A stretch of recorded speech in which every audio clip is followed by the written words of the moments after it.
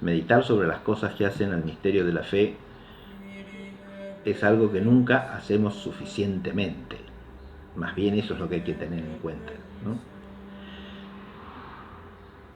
En realidad, mucha gente, y desgraciadamente muchos cristianos, sí se la pasan ocupándose en cosas que son minucias en el sentido de cosas de poca importancia, de poco valor,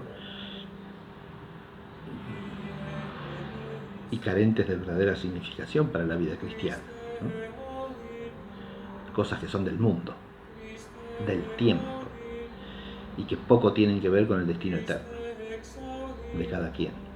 Meditar las cosas de la fe, en cambio, es una cosa fundamental en la vida cristiana. En eso, hoy día, si bien abundan actitudes que podríamos llamar pragmatistas, anti-intelectuales, que consideran que la reflexión de las cosas de la fe es una tontería, o es una superficialidad, o es una banalidad. Bueno, es una actitud esa que está contra toda la tradición de la Iglesia, ¿no?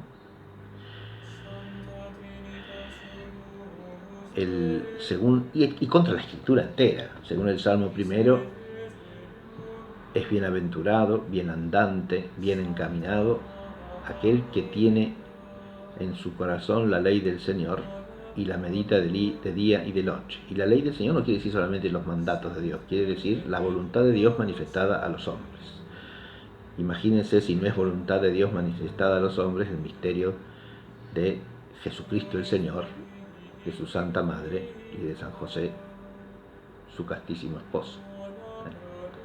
Entonces, meditar de estas cosas no es meditar cosas que son minucias, son cosas de una importancia capital. Si no entendemos quién es José, de alguna manera no entendemos bien el misterio de Jesucristo. Conocer a María y conocer a José es conocer a Cristo. Son dos personas humanas que Dios ha unido inseparablemente, según su designio, al misterio del Verbo encarnado. Por eso, tratar de ellos es cualquier cosa menos una minucia o una trivialidad para la vida del cristiano.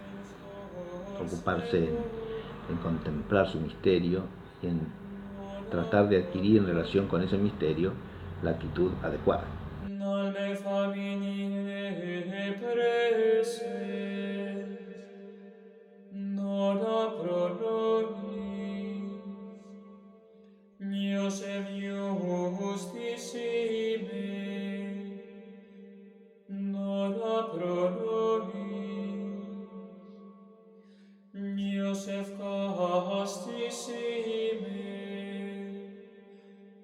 En el nombre del Padre, y del Hijo, y del Espíritu Santo. Amén.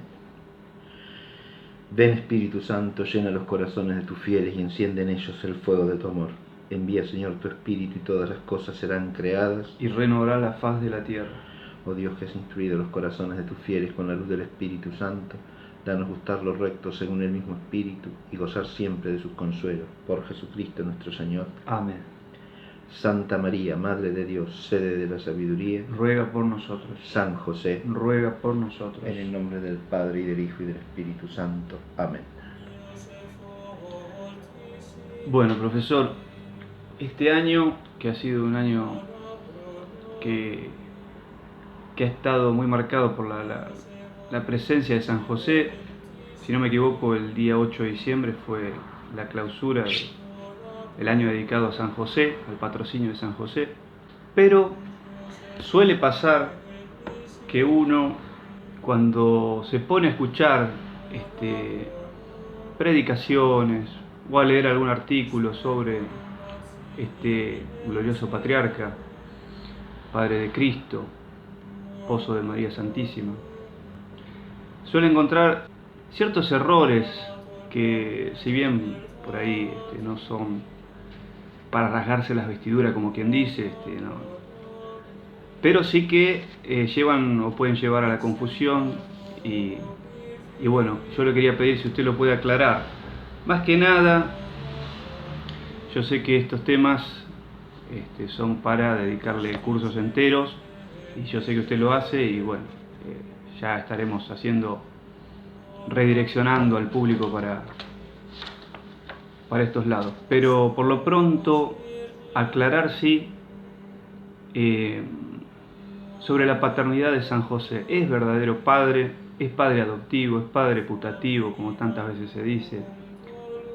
Bueno, yo se lo dejo a usted, y esperemos aclarar un poco desde aquí, para honrar a este glorioso patriarca. Muy bien, Santiago. El tema es un tema digno de toda atención y consideración, que debe ser hecha, por supuesto, con la debida piedad para con San José, que por su singular relación con nuestro Señor Jesucristo, el Verbo encarnado, tiene una posición extraordinaria entre todos los santos, inmediatamente por debajo de la Santísima Virgen María, su esposa. San José, el esposo de la Santísima Virgen María, es precisamente por ser el esposo de la Santísima Virgen y por haber sido llamado para ello por Dios, Padre de nuestro Señor Jesucristo, pero Padre de una manera enteramente extraordinaria y estrictamente sobrenatural.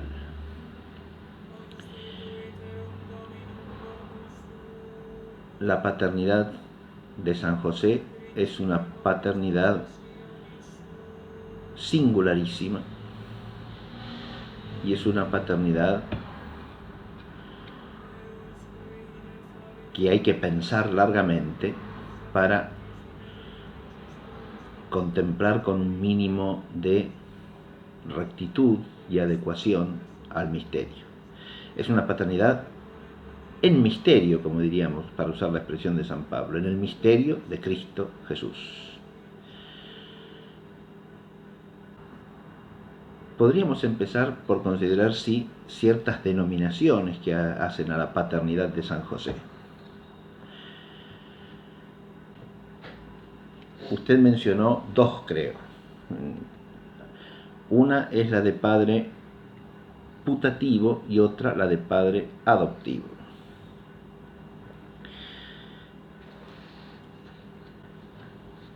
Son dos denominaciones de la paternidad de San José que se han usado mucho a lo largo de la historia de la Iglesia. Ambas tienen un fundamento en la realidad, y ambas también tienen cierta deficiencia. Es decir, si se las considerase como denominaciones que expresasen la totalidad del misterio de la paternidad de San José, no estarían bien puestas, ¿no? Tienen cierta deficiencia ambas, que vamos a señalar a continuación, ¿no? Al mismo tiempo tienen cierto fundamento. Padre putativo viene del verbo latino que significa considerar o tener por, ¿no? Nosotros en castellano no lo tenemos directamente, pero sí tenemos compuestos de ese verbo como reputar, ¿sí? Tener reputación de ser considerado de determinada manera, ¿no? Padre putativo es un nombre que se funda, una denominación de la paternidad de San José, que se funda en algo que dicen los mismos evangelios, porque en Lucas capítulo 3 se lee que Jesús, al comenzar su misión pública, tenía unos 30 años y era, según se lo consideraba, o según se creía, hijo de José. Esa expresión de Lucas obviamente hace alusión a que José, que siendo el esposo de María, era tenido por padre de Jesús, no era padre de Jesús según la carne, no era padre carnal de Jesucristo el Señor, cuya generación es como la relata San Mateo y la relata también a su manera San Lucas, es decir, por concepción milagrosa de su naturaleza humana en María Virgen por obra del Espíritu Santo, sin participación alguna de José en la generación del Hijo.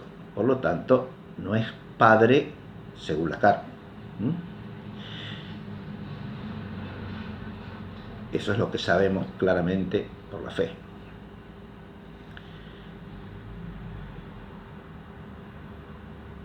Pero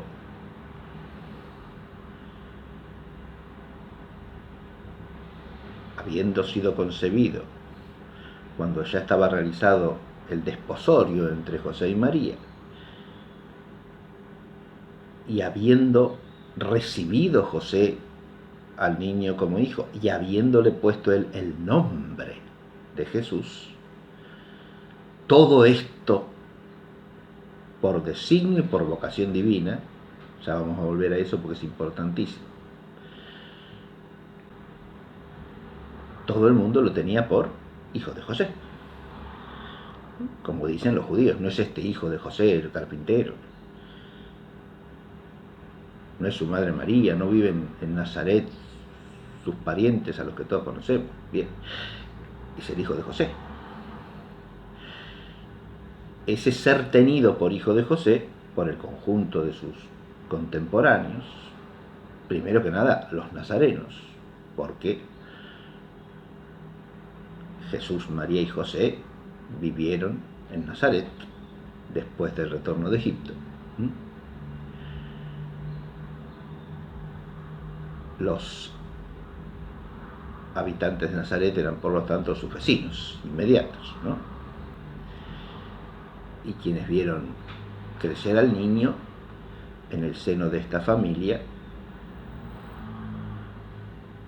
en que la madre era María y el padre era José. De ahí que el título de padre putativo haga alusión en la mente de los cristianos antiguos, tomando esta expresión del evangelista Lucas, a que era tenido por todos los contemporáneos, por los judíos que conocían a Jesús y a su familia, como el hijo de José. José era por lo tanto reputado padre de Jesús. De ahí el título de padre putativo, que implica era tenido por padre, pero no lo era. Ahora, ese no lo era, ¿qué es lo que significa? Porque ahí viene la deficiencia del título padre putativo. Si uno dice era tenido por padre sin serlo según la carne, es correcto. Pero si uno dice era tenido por padre sin serlo en absoluto, ya es incorrecto, obviamente. Era realmente el padre, era verdaderamente padre de Jesús, ciertamente que sí. Como dijimos de entrada, de una manera singular, extraordinaria, sobrenatural, misteriosa, pero era el padre. No era su paternidad algo que existiese solo en la consideración de los demás, pero no en la realidad. Esto es lo que hay que entender. Era considerado padre, pero no era padre, y distingo, diríamos escolásticamente. No era padre según la carne, se concede. Porque nuestro Señor Jesucristo, en su naturaleza humana, según la carne, tiene origen solo de María Virgen. El Señor es hijo carnal solo de María, en quien la humanidad de Cristo es concebida de modo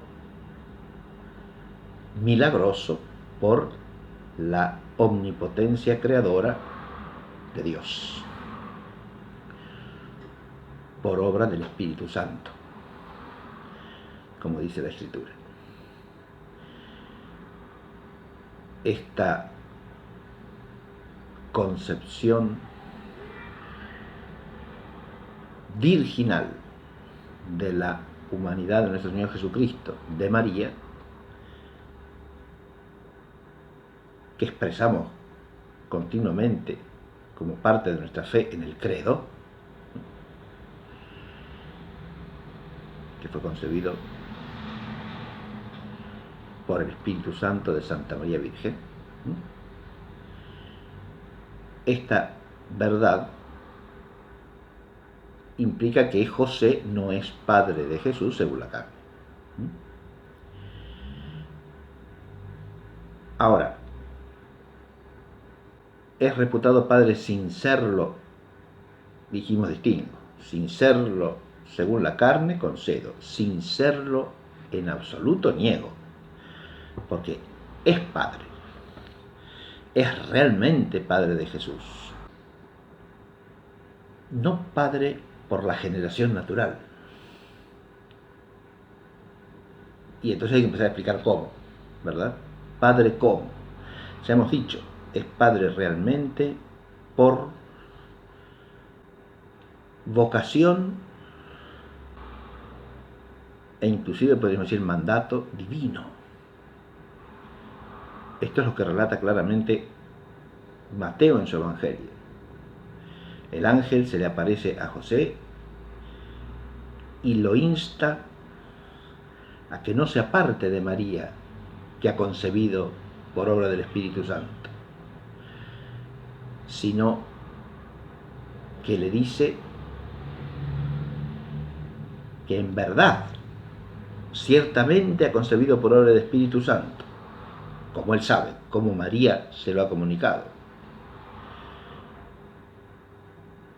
pero que no debe el apartarse por eso. A ver, con respecto a este texto de Mateo, hay diversas interpretaciones, diversas exégesis ya en la época patrística. Una es la exégesis que entiende que José dudó de María. Otra es la exégesis que, esa la sostienen algunos autores patrísticos, inclusive unos padres de la Iglesia.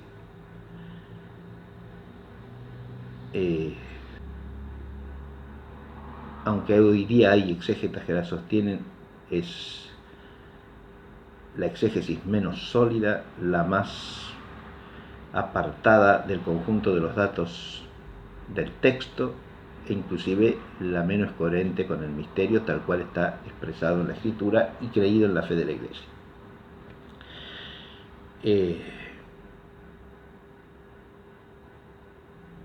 Otros entienden que José,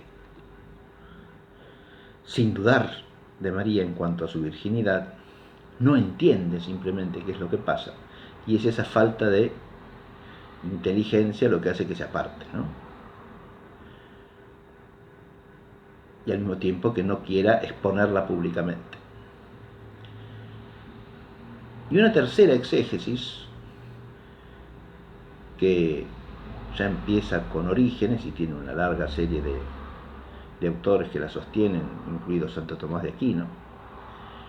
Una tercera exégesis entiende que en realidad el apartarse José es ante la extraordinaria majestad y sublimidad del misterio que se le hace presente.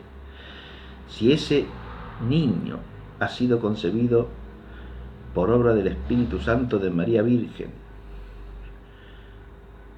y es el Mesías, él que no tiene arte ni parte en este misterio, tiene que apartarse porque nadie lo ha llamado a participar de esa realidad extraordinaria y sublime.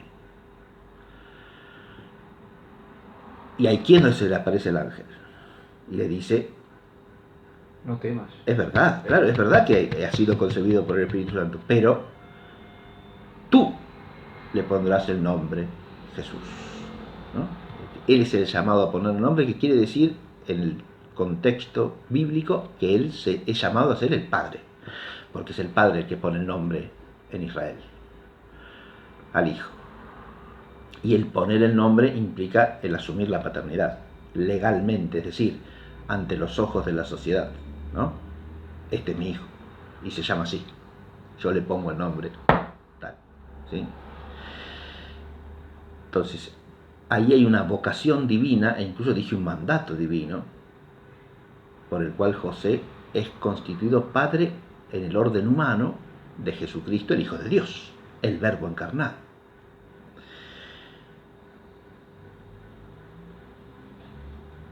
Porque esto que acabo de decir es el otro aspecto del misterio que no hay que dejar de lado nunca. ¿Quién es Jesucristo? Jesucristo no es simplemente un hombre concebido milagrosamente de María Virgen. Eso lo piensan de Jesús, por ejemplo, los musulmanes. Insisto, Jesucristo no es un hombre concebido milagrosamente de María Virgen, sin concurso de varón. Jesucristo es el Logos eterno, el Hijo unigénito del Padre, consubstancial con Él, que ha asumido esa naturaleza humana concebida milagrosamente de María Virgen para hacerse hombre. Es el Verbo encarnado. Y por lo tanto es el Hijo unigénito del Padre eterno, consubstancial y coeterno con Él. Por eso Jesús, cuando es hallado por María y por José en el templo, a los 12 años de su edad, dice: ¿no sabíais que tenía que ocuparme de las cosas de mi Padre? Cuando María le dice: tu Padre y yo te estaban buscando. ¿Acaso no sabías que debía ocuparme de las cosas de mi Padre? Esta paternidad trinitaria, ¿no?,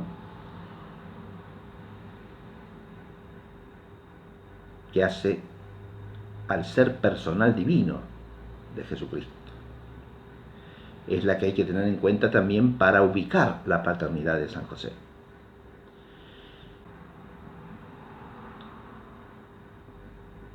¿Por qué digo esto? Y ya ahora voy a pasar al segundo título.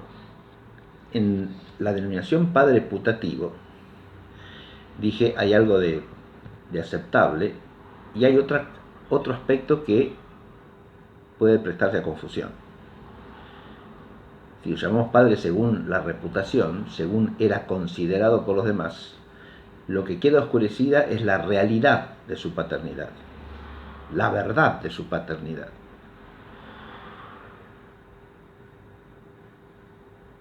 Era tenido por padre, pero no lo era. Ya hemos aclarado ese no lo era.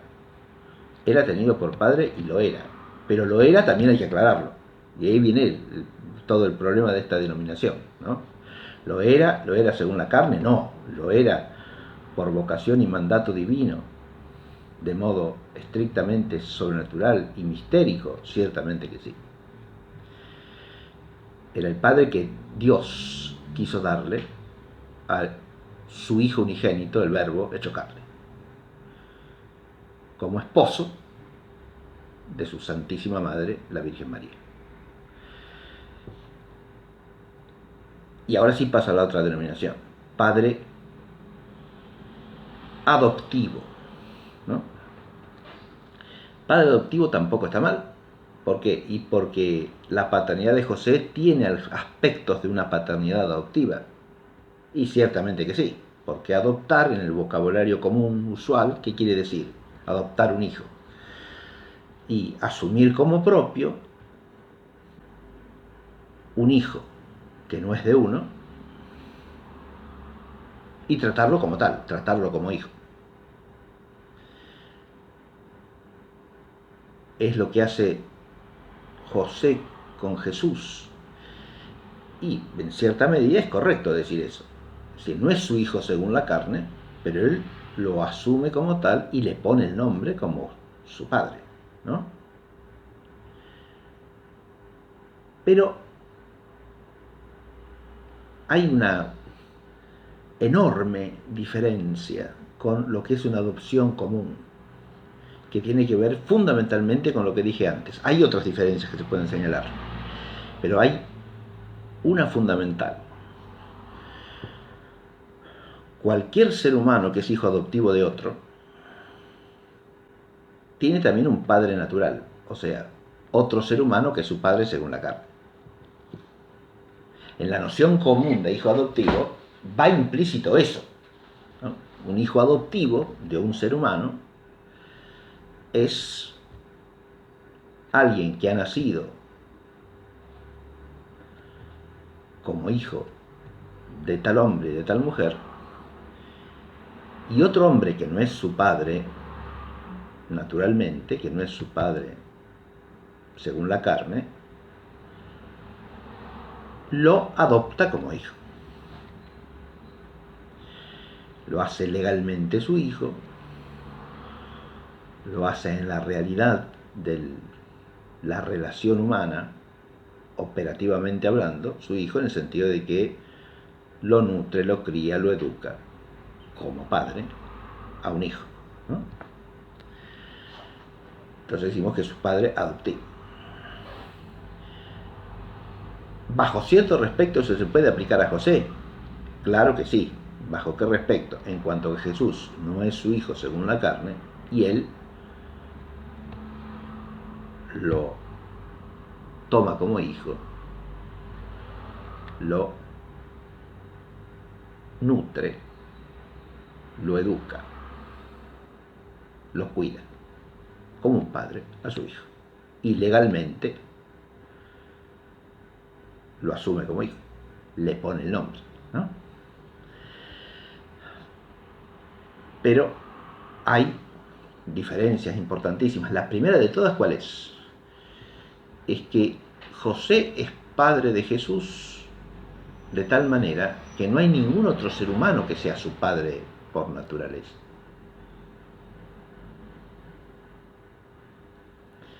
Esta es una diferencia abismal con una adopción común. Que implica hacer las veces de otro. ¿Qué implica? Claro, la adopción común implica que algún ser humano hace las veces de otro. Ya sea porque ese otro no se hace cargo, ya sea porque ese otro se murió, ya sea porque ese otro está incapacitado para hacerlo por diversas razones, etcétera, etcétera, ¿no? Hace las veces de otro, que es el padre por la generación, ¿no? En el caso de nuestro Señor Jesucristo no existe padre humano por la generación. ¿Eso sí que no existe padre? Claro que no. Existe el padre que es nada menos que Dios el Padre del Hijo unigénito, coeterno y consubstancial con él, que es Jesucristo, el Verbo encarnado. No existe otro padre humano. Y en ese sentido, padre adoptivo también genera una confusión, porque José es el único padre del Señor en el orden humano. No hay otro. Y bajo este respecto no hace las veces de nadie. Él es el único padre. Además hay otras diferencias, porque en primer lugar la paternidad adoptiva es algo que un ser humano asume libremente y por propia iniciativa y voluntad. Y más bien es un acto de generosidad de parte de un ser humano adoptar a alguien como hijo, ¿no? Y en este caso es exactamente al revés, porque Jesús asume, es hijo de José en cuanto José asume esa paternidad por vocación divina, por mandato divino,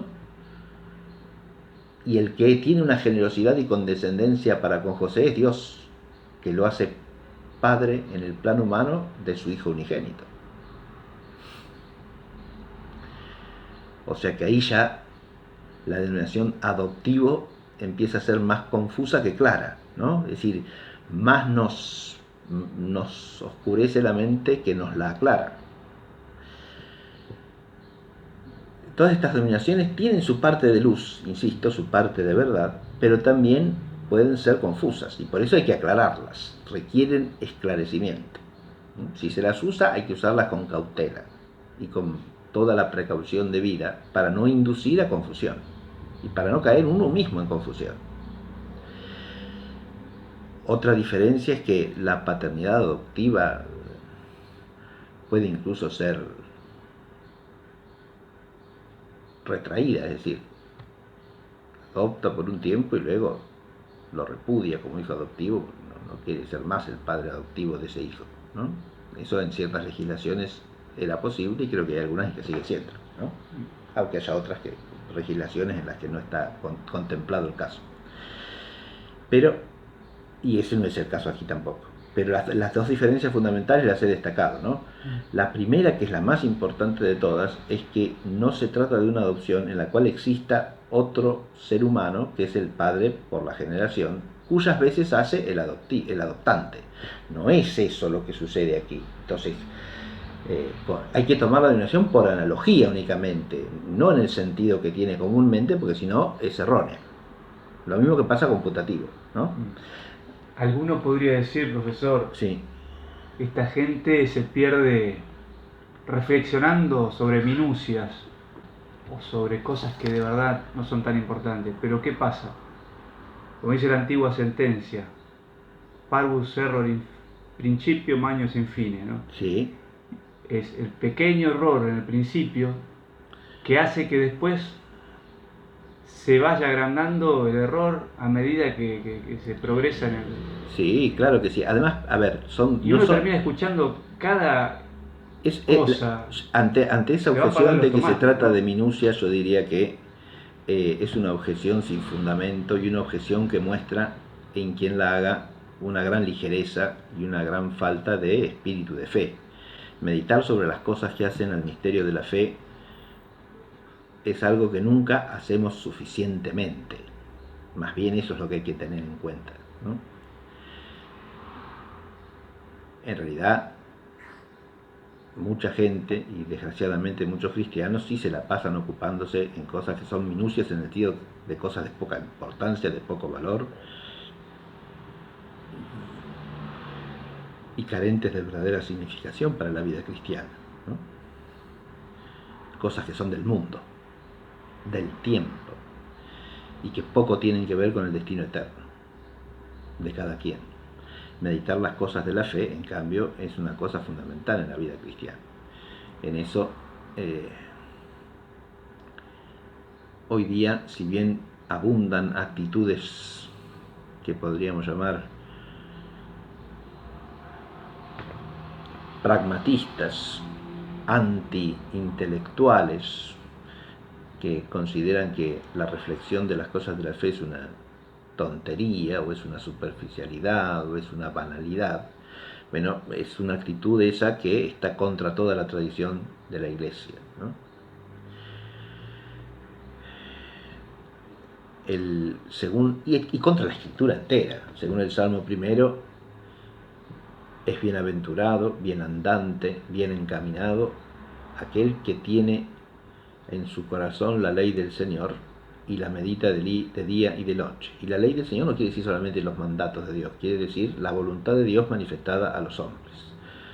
Imagínense si no es voluntad de Dios manifestada a los hombres el misterio de Jesucristo el Señor, de su Santa Madre y de San José, su castísimo esposo.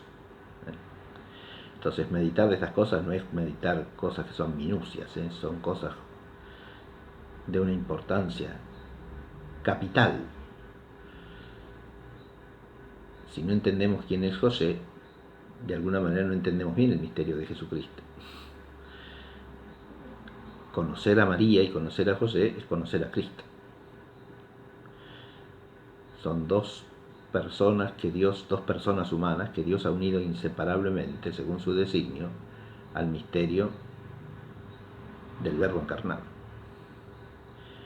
Por eso, tratar de ellos es cualquier cosa menos una minucia o una trivialidad para la vida del cristiano.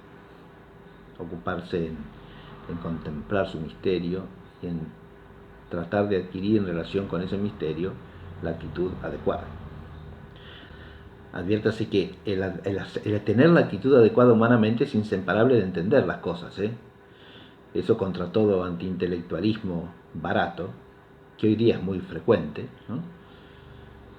Lo que no interesa entender nada, lo que importa es cómo uno se comporte. Bueno, eso hasta cierto punto tiene un elemento de verdad. Obras son amores y no buenas razones, dice el refrán castellano, y es correcto, pero para obrar humanamente hay que obrar a partir de la luz de la inteligencia. Si no, no se obra humanamente, se obra como un autómata o se obra como alguien que no sabe por qué hace lo que hace, ¿no? El obrar humano es un obrar racional y por lo tanto es obrar a la luz del entender, y si no, no es humano siquiera. En el caso del misterio, la intelección del misterio es parte esencial de la vida de fe, precisamente por esto que acabo de decir. No solamente porque el misterio como verdad es algo que debe ser contemplado, sino porque la contemplación del misterio es inseparable de vivir conforme al misterio. Si no, no hay principio intrínseco en el espíritu de la vida conforme al misterio, del obrar que sigue al conocer, al contemplar, al ver. Por otra parte, cuando se trata de conocer a personas, entra un determinado tipo de conocimiento que se llama en filosofía conocimiento por connaturalidad, que implica también el amor como fundamento, ¿no? Por eso decía muy bien San Anselmo de Canterbury, gran teólogo y doctor de la Iglesia, que vivió en el siglo XI, en la segunda mitad del siglo XI, fundamentalmente. Murió recién comenzado el siglo XII. San Anselmo decía muy bien que si no nos ocupamos con nuestra inteligencia de las cosas de Dios es porque no nos interesan. Uno se ocupa de entender las cosas que le interesan, pero no interesarse en las cosas de Dios es un grave pecado, dice San Anselmo.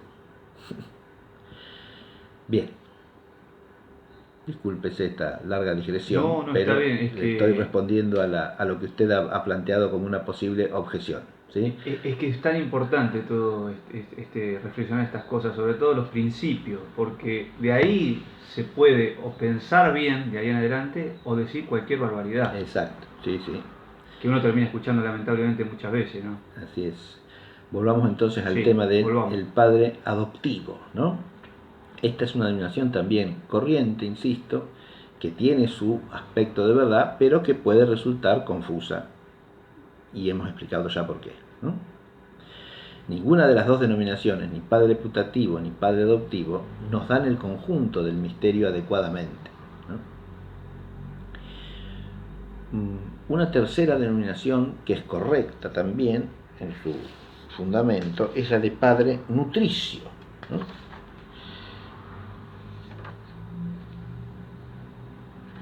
Padre nutricio.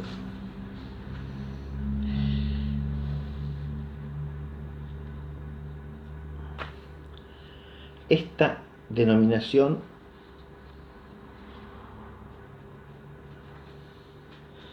quiere expresar al mismo tiempo dos cosas, ¿no? Una, al poner este epíteto, estamos queriendo significar que no es padre por generación. Y segundo, estamos queriendo significar que sí es padre por haber cumplido para con Jesús, y especialmente para con Jesús niño. Adviértase bajo este respecto que no sabemos exactamente cuándo murió San José, ¿no? ¿A qué edad del Señor? Seguramente después de haber alcanzado lo que se consideraba en Israel el inicio de la mayoría de edad legal, con la obligación de cumplir personalmente la Torá, que eran los 12 años, ¿no? Hasta allí lo seguimos por el Evangelio, ¿verdad? Porque tenemos allí el episodio de Jesús perdido y hallado en el templo de Jerusalén, a donde acude con María su madre y con San José, su padre. De hecho, eso es lo que expresa el reproche que le dirige María, ¿no? No sabías que tu padre y yo te estaban buscando.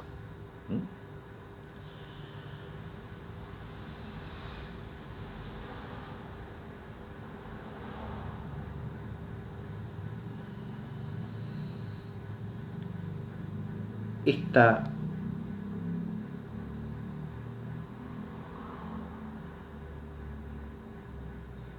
precisión que hago es precisamente porque esa afirmación de Padre Nutricio implica que ha cumplido para con Jesús, pero especialmente para con Jesús niño, los deberes propios de la paternidad. Él lo ha sustentado, Él lo ha alimentado, Él ha sido el soporte de esa familia con su oficio, ejerciendo los trabajos propios de su oficio, de carpintero, de artesano.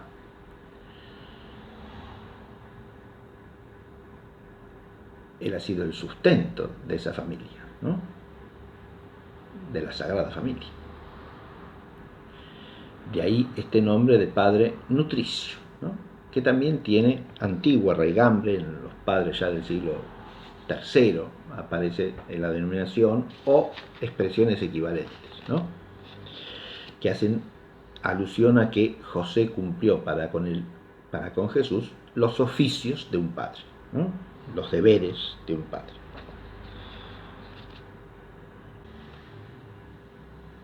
Pero tampoco con decir Padre Nutricio estamos dando el conjunto del misterio de la paternidad de San José. Este término de nutricio,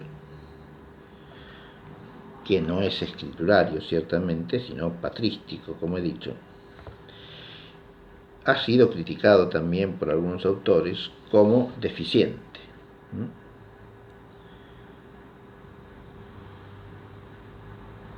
Porque puede dar lugar a entender, lo mismo que pasa con Padre putativo, que eres el padre que lo sustentó, que lo nutrió, pero que hay otro padre, ¿no?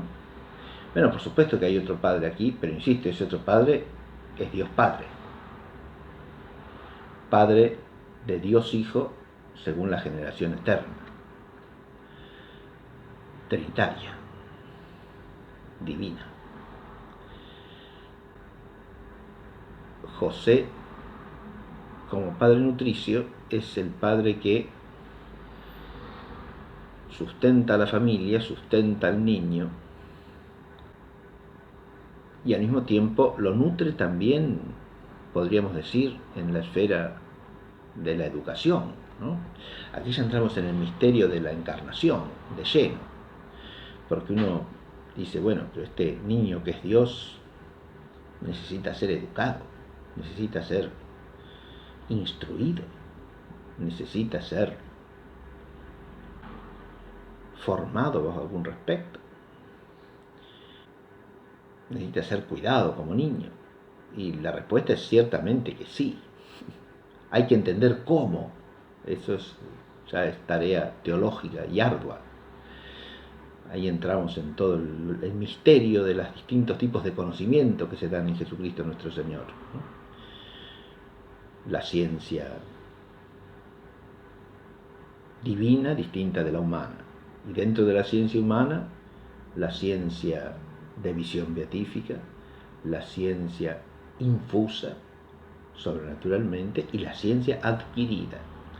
Y en la esfera de la ciencia adquirida, ciertamente que nuestro Señor Jesucristo, así como aprende naturalmente de la experiencia del mundo, que hace a la integridad de su naturaleza humana, ¿no? Puede ser instruido por otros, en el orden de esa ciencia humanamente adquirida, que entra en la integridad de su modo de conocerse, ¿no? Siempre en composición y en coordinación con la ciencia infusa, con la ciencia beatífica o de visión beatífica que tiene él como verbo encarnado en su humanidad, en su alma humana. El ápice de su inteligencia está contemplando su misma divinidad, siempre. conciencia beatífica, decimos. Eso es una afirmación teológicamente cierta. Y, por lo menos. Y todas estas ciencias que se dan en su inteligencia humana se distinguen, por supuesto, de la ciencia, de la omnisciencia divina que posee como Dios, ¿no? En virtud de su naturaleza divina y en su naturaleza divina. Ciertamente que la ciencia adquirida en Jesucristo el Señor es de otro orden y es distinta que la de cualquier ser humano, ¿no? Por ser la ciencia que se da en la naturaleza humana del Verbo encarnado. Pero esto, si bien ha sido discutido a lo largo de los siglos, la sentencia más común y más razonable es que también se da en él ciencia adquirida humanamente. Eso hacia a la perfección e integridad de la naturaleza humana de Jesucristo. En el terreno de esta ciencia adquirida se pueden poner cosas que no hay por qué suponer que las tiene por ciencia infusa. La ciencia infusa no es ni necesaria ni conveniente para todo conocimiento que se dé en la humanidad de Jesucristo. Esto ya es entrar en un problema complicadísimo. Pero fíjense que al hablar del Padre Nutricio, la nutrición con que José nutre a Jesús no es solamente en el orden material. Cuando hablamos de la nutrición, del nutrir, del alimentar, en el orden del educar humano, no hablamos solamente de dar el alimento para el sustento corporal, sino también de dar el alimento para el sustento de la vida del alma, de la vida del espíritu humano, ¿no? Claro que en este caso, insisto, Jesús se encuentra en una posición única y al mismo tiempo que condesciende como Verbo encarnado a ser educado humanamente, hay una condescendencia de Jesucristo, así como condesciende a estar envuelto entre pañales al nacer, ¿no? Él que es el Verbo unigénito hecho carne, el creador de los cielos y la tierra, el Señor, Dios Todopoderoso, al asumir una naturaleza humana desde la fragilidad de la humanidad que después de la concepción y la gestación acaba de nacer, ¿no? Al asumir toda la pequeñez de la naturaleza humana desde su origen por generación milagrosa, pero generación, ¿no? Hay una inmensa condescendencia divina, ¿no? Hay un abajarse, como dice San Pablo, una kenosis, ¿no? Un abajamiento de ese Verbo unigénito que asume naturaleza humana. Y dentro de ese misterio entra también el dejarse guiar y educar por María y por José, ¿no? Ahí entramos, fíjense, en otro aspecto que habría que contemplar profundamente, ¿no? Como José y María también, a su vez, siendo educadores del niño Jesús, son al mismo tiempo sus criaturas, sus súbditos, por lo tanto, sus hijos, hasta podríamos decir, claro, sí, porque como miembros del pueblo de Israel son hijos de Dios, ¿no? Y Jesucristo es Dios. Fíjense ustedes,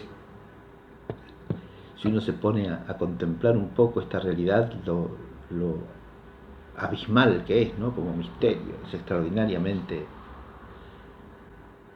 profunda esta realidad. En Jesucristo nos encontramos con el misterio del Verbo encarnado, ¿no? Y a José no se lo puede disociar de ese misterio. Y la denominación Padre Nutricio, que evoca toda esta realidad misteriosa, es una denominación muy interesante bajo este respecto, ¿no? Pero también tiene la deficiencia de que no es Padre solamente porque lo alimenta, ¿no? O porque tiene cierta razón de educador respecto de Jesús, Pero parecería de primera mano ser un poco más eficiente este epíteto que los anteriores. Bueno, ¿no? Los anteriores, insisto en que tienen una larga tradición de uso y no son despreciables, pero son epítetos que hay que explicar bien para no malentenderlos, como muchas cosas. Es decir, las palabras por sí solas, si no se las entiende en el concepto al que significan, pueden despistar más que ayudar a entender las cosas, ¿no? Eso pasa con el lenguaje constantemente. Si uno usa las palabras sin pensarlas, si las usa inercialmente, si las usa sin detenerse un momento a reflexionar qué está diciendo cuando dice eso, entonces, bueno, ahora en las cosas sagradas y en las cosas sacratísimas hay que tener mucho cuidado con las palabras que se usa. Eso es lo que ha hecho siempre la Iglesia. Tratar de precisar al extremo el lenguaje con que habla del misterio para que éste sea lo más preciso, adecuado y riguroso que sea posible para evitar cualquier tipo de confusión, ¿no? Entonces tenemos, fíjense, hasta aquí 3 denominaciones de padre putativo, padre adoptivo, padre nutricio. Las 3 tienen cierto aspecto de verdad y a las 3 hay que hacerles ciertos reparos para ubicarlas en su significación admisible en relación con el misterio de San José y quitarles lo que tienen de impropio si uno las toma según su significación vulgar.